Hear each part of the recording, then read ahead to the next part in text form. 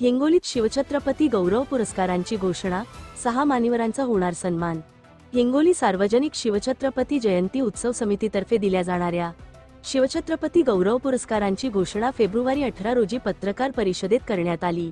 कृषी, साहित्य, सामाजिक, क्रीडा, शिक्षण व उद्योग या विविध क्षेत्रांत उल्लेखनीय कार्य करणाऱ्या 6 जणांना शिवजयंतीनिमित्त आयोजित कार्यक्रमात मान्यवरांच्या हस्ते सन्मानित करण्यात येणार आहे।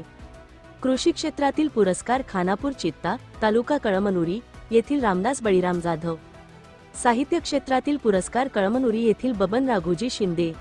सामाजिक क्षेत्रातील पुरस्कार हिंगोली येथील प्रकाशचंद्र सुभाषचंद सोनी। क्रीडा क्षेत्रातील पुरस्कार फुटाणा, तालुका कळमनुरी येथील कुमारी गंगा संभाजीराव कदम।